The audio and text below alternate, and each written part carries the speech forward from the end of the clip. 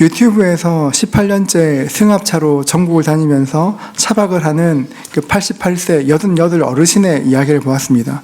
이분이 18년 동안 차박을 하셨다고 하셨습니다. 제목이 조금 자극적이라 어떤 문제가 있는 분이신가, 나는 자연인이다 그런 급 생각했는데 의외로 멀쩡하고 멀쑥한 분이셨습니다. 영상을 보다 보니 차박을 시작한 이유를 말씀하시는데요. 이분은 원래 공무원이셨다고 합니다.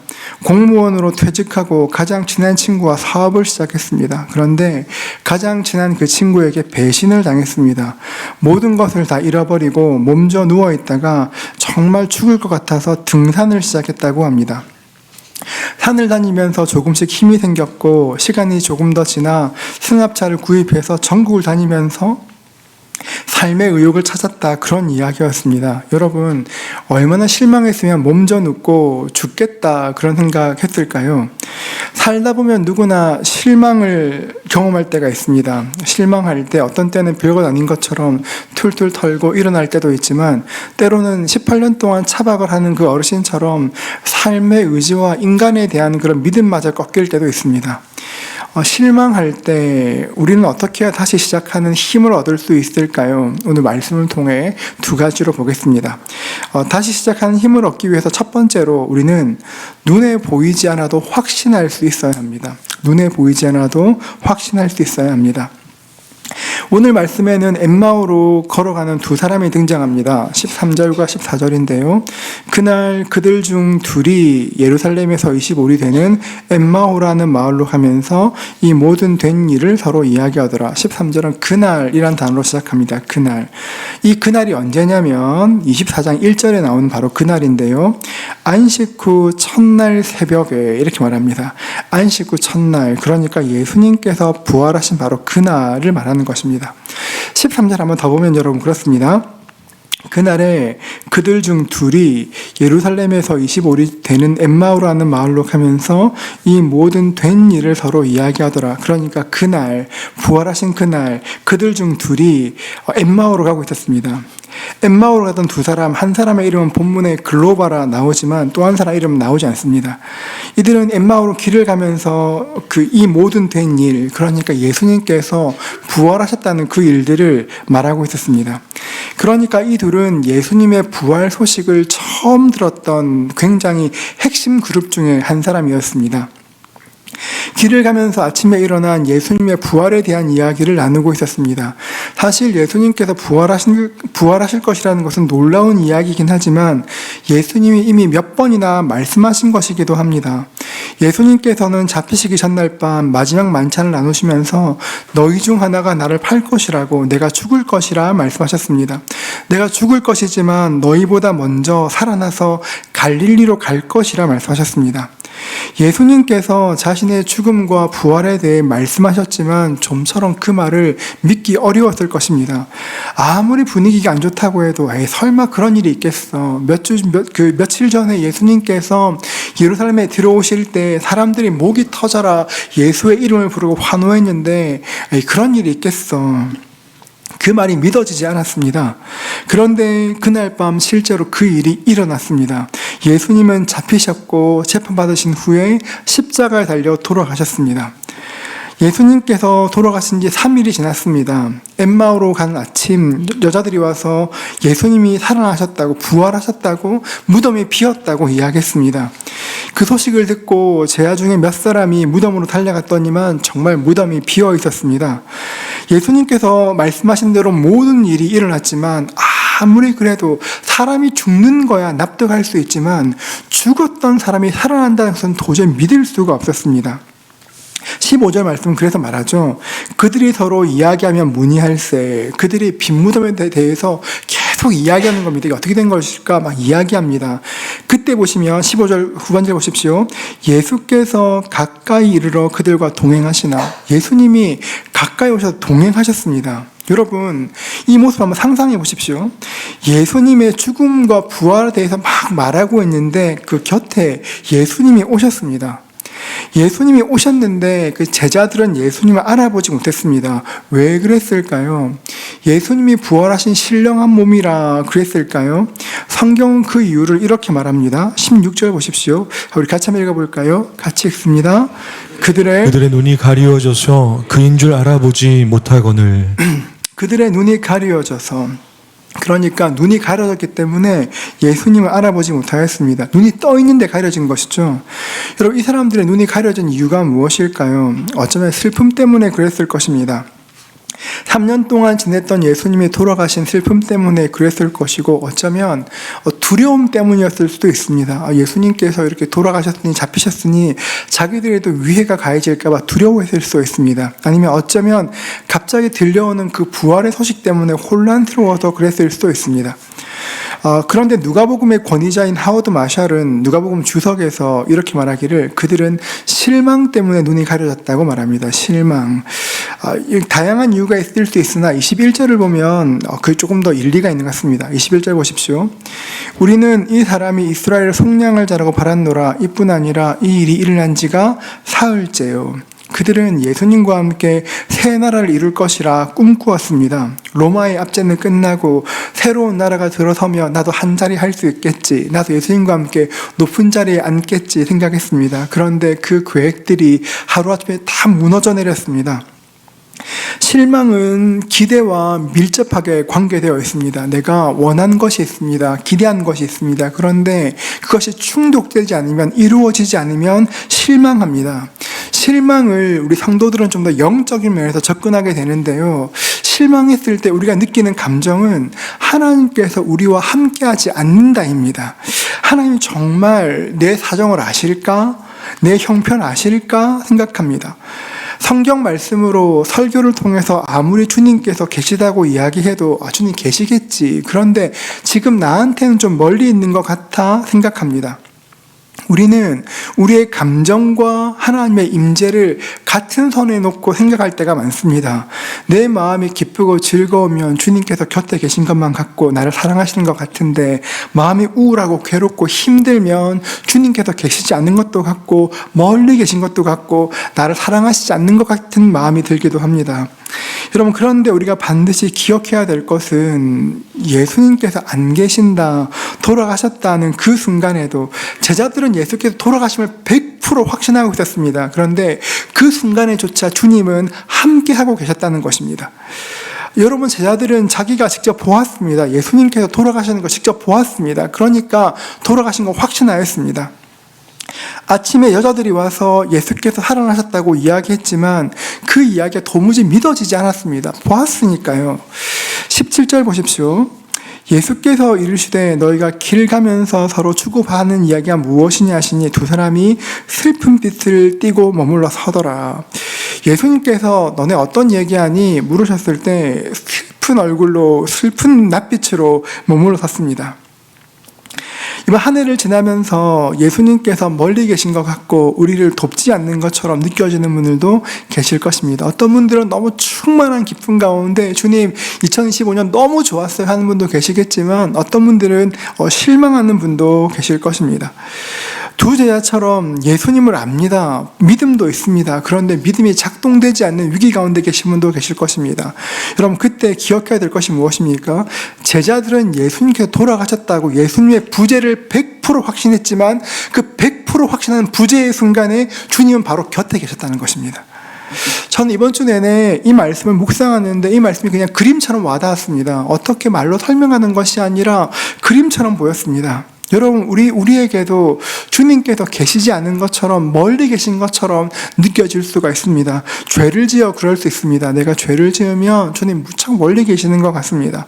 아니면 영적인 권태기가 찾아와 그럴 수도 있고, 영적인 무관심과 실망 때문에 주님께서 멀리 계신 것처럼 느껴질 때가 있습니다. 제자들처럼 내가 그렇게 원한 것이 있었는데 이루어지지 않아 실망될 때도 있습니다. 그럴 때면 주님이 꽤 멀리 계신 것 같습니다. 여러분, 그런데 주님께서 어디에 계셨습니까? 곁에 계셨습니다. 이게 참 놀랍죠? 진짜 멀리 계시고 안 계시고 돌아가신 것 같은데 그 순간에 진짜 주님은 곁에 계셨습니다. 제가 이 말씀이 마음으로 그려지는데 얼마나 죄송하고 얼마나 감사했는지 모릅니다. 주님은 언제나 우리와 함께 하십니다. 그리고 언제 우리를 도울 수 있을지 가장 좋은 타이밍을 찾고 계십니다. 여러분, 우리는 이해할 수 없는 주님의 뜻이 있습니다. 정말 이해하기 어렵지만 이해할 수 없는 주님의 뜻이 있으시고 주님은 우리에게 가장 선하십니다. 여러분, 선하신 주님을 붙잡으면, 보이지 않는 주님을 의지하면 다시 시작할 힘이 생깁니다. 여러분, 느낌이 아니라 말씀을 붙잡으실 수 있기를 주의 이름으로 축복합니다.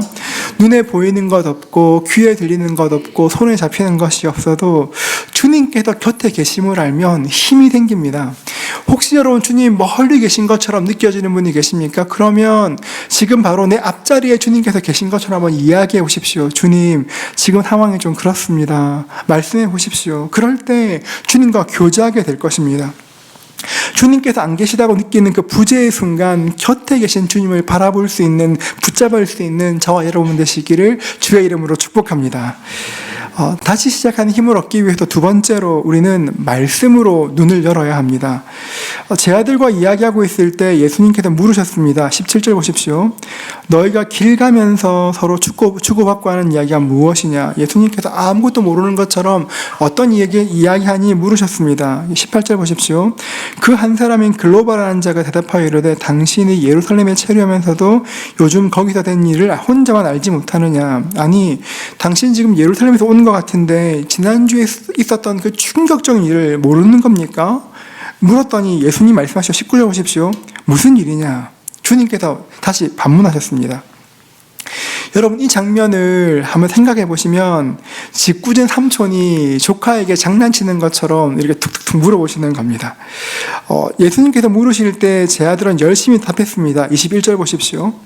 우리는 이 사람이 이스라엘 속량할 자라고 바랐노라. 이뿐 아니라 이 일이 일어난 지가 어떻게 되어 있습니까?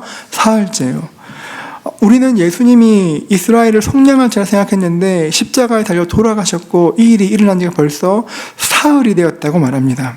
여러분, 이 말씀 보면 실망이라는 것이 얼마나 지독하게 우리의 눈을 가리는지를 알 수 있습니다. 마가복음 8장 31절 말씀 우리 같이 한번 읽어볼까요? 함께 읽습니다.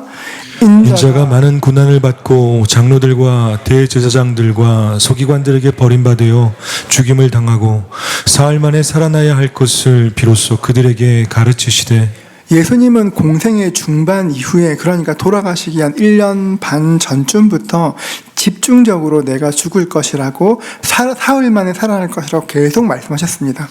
내가 죽을 거고 3일 뒤에 살아날 거, 이 말씀을 계속 하셨습니다. 여러분, 이런 말씀하시면 슬쩍 지나가듯이 말씀하셔도 기억에 남을 것 같은데 몇 번이나 반복하셨습니다. 그리고 지금 자기들의 입으로 사흘이라 말하는데도 전혀 깨닫지 못합니다. 여러분, 마음이 무너지면, 실망하면 우리의 생각이 정상적으로 작동하지 않습니다. 마음이 무너지고 나면, 실망하고 나면 우리의 믿음도 정상적으로 작동하지 않습니다. 아무것도 눈에 보이지 않고 생각나지 않고 오직 눈에 보이는 것이 전부인 것처럼 여겨지게 됩니다.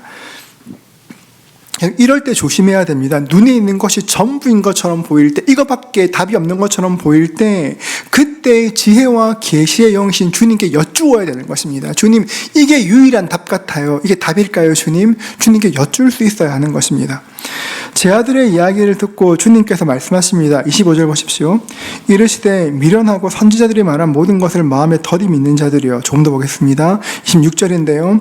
그리스도가 이런 고난을 받고 자기의 영광에 들어가야 할 것이 아니냐 하시고, 예수님께서 이 땅에 계셨을 때 하셨던 말씀을 다시 말씀하셨습니다.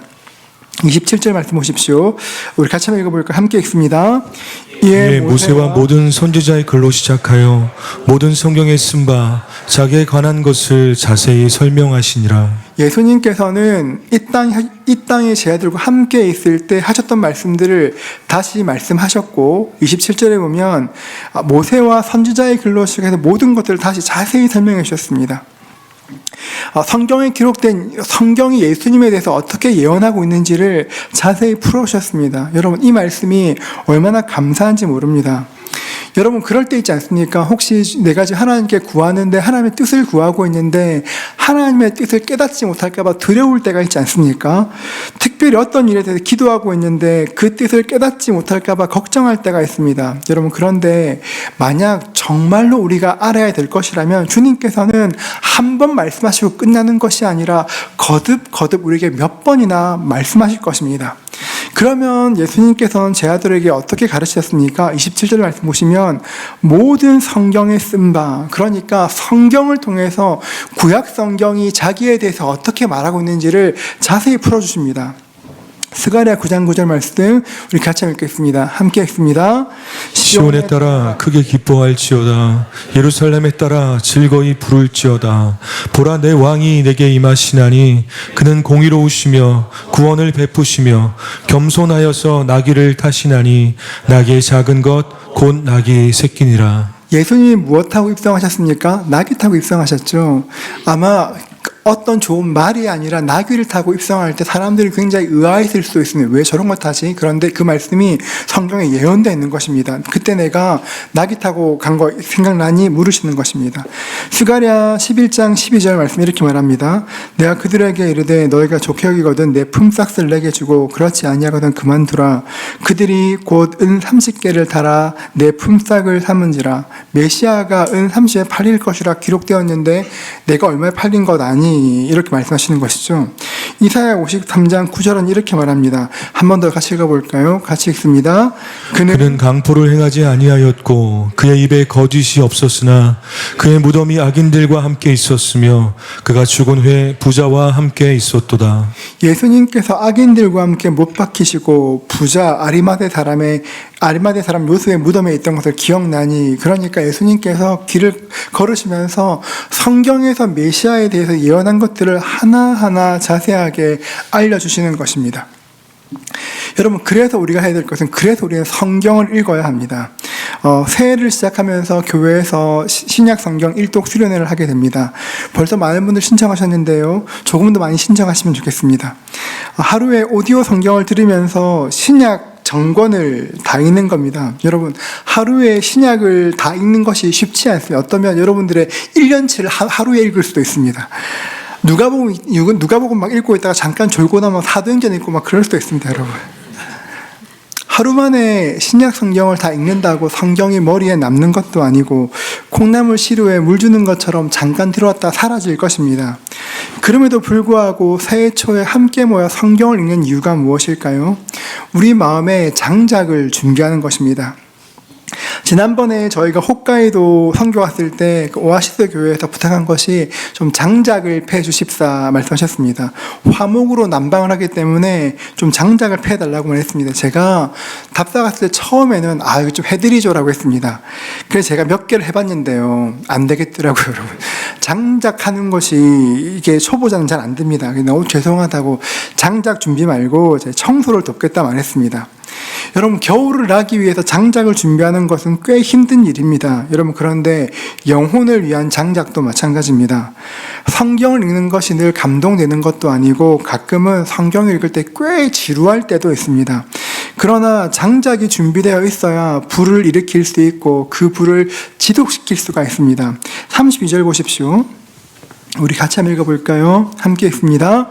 그들이 서로 말하되 길에서 우리에게 말씀하시고 우리에게 성경을 풀어주실 때에 우리 속에서 마음이 뜨겁지 아니하더냐 하고. 예수님께서 말씀을 풀어주실 때 그들의 마음이 뜨거워졌습니다. 그날 처음 들었던 말씀이 아닙니다. 이미 수없이 들었던 그 말씀 위에 성령께서 불을 붙이시니까 가리워졌던 모든 것들이 한순간에 환하게 밝아지는 것입니다. 여러분, 그래서 우리가 성경을 읽어야 합니다. 우리 성경 1독 수련회처럼 집중해서 성경을 읽을 수도 있고, 또 오늘 들어오시면서 한 구절 묵상 받으셨을 텐데요, 한 구절 묵상처럼 매일매일 성경을 읽을 수 있습니다.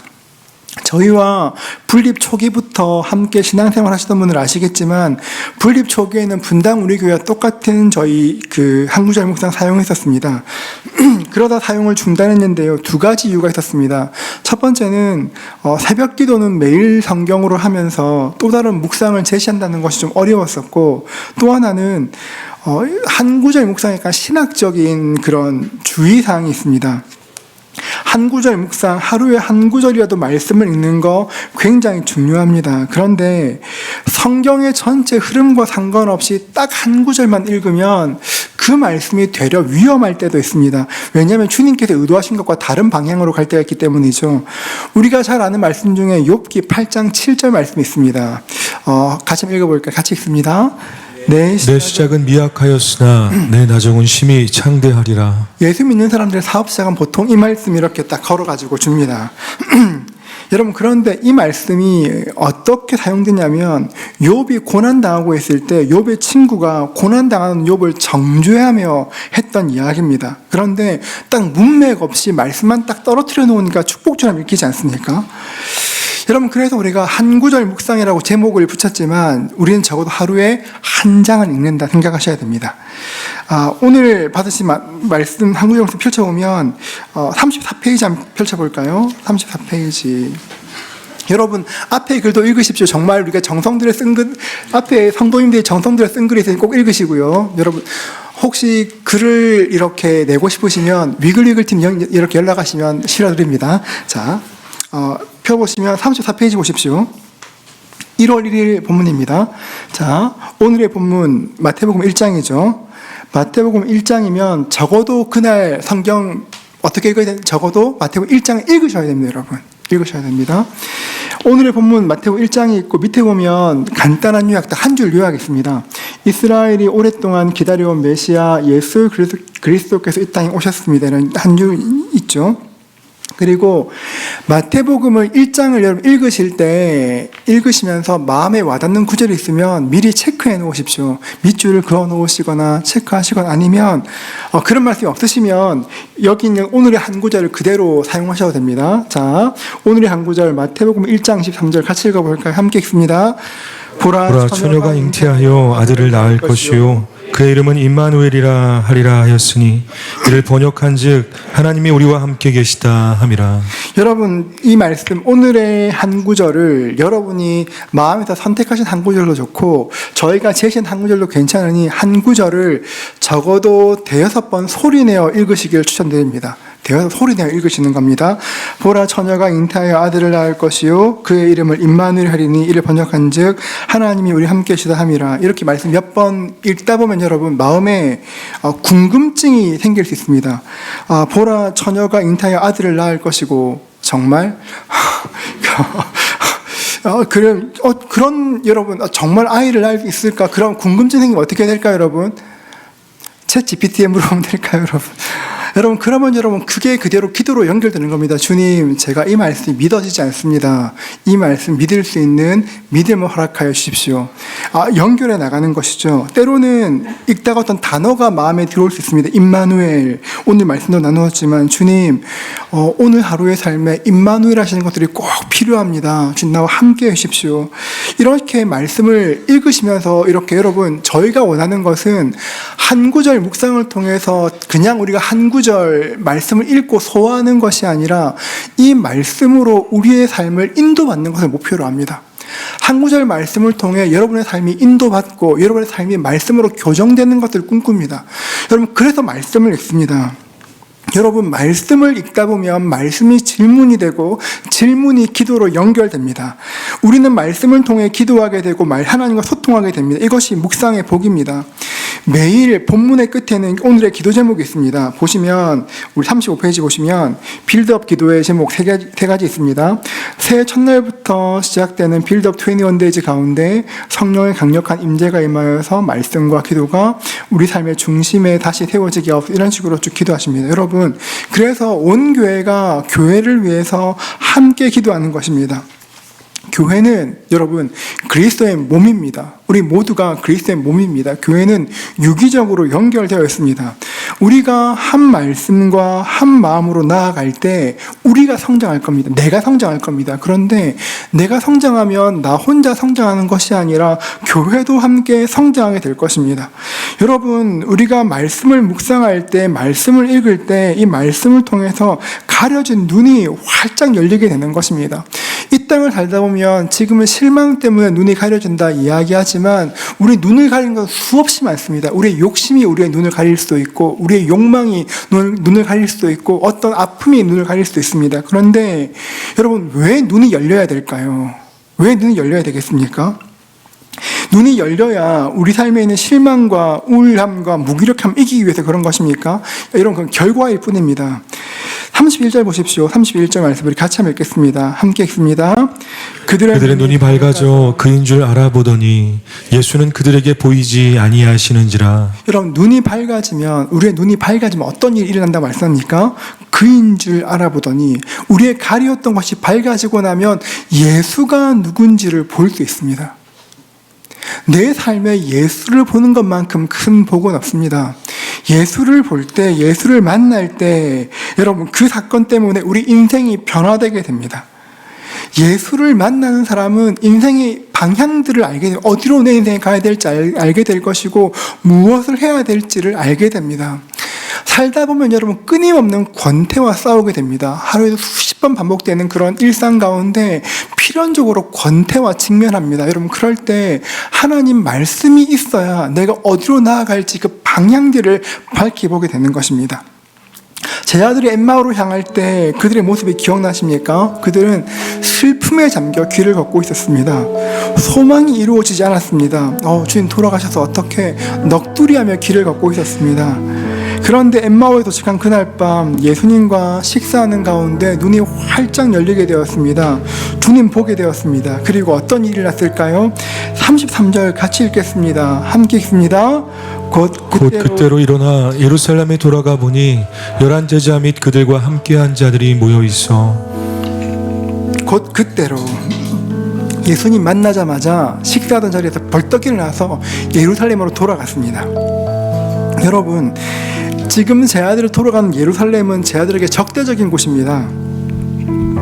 선생이신 예수께서 잡혀 돌아가신 곳이고 자기의 안전도 담보할 수 없는 곳입니다. 그런데 기꺼이 그곳으로 나아갔습니다.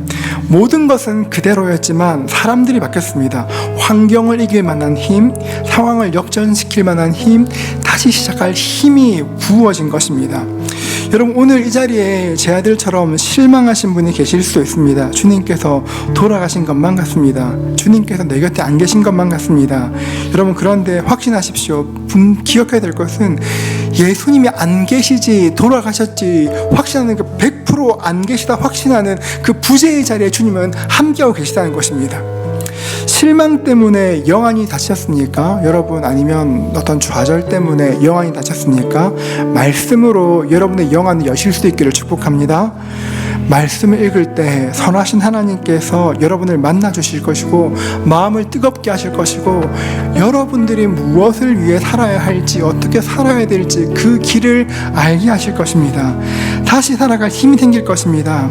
한 해를 마무리하는 송년주일, 지금도 우리 곁에 계신 주님을 의지하며 새 힘 얻으시는 저와 여러분 되시기를 주님의 이름으로 축복합니다. 함께 찬양하겠습니다.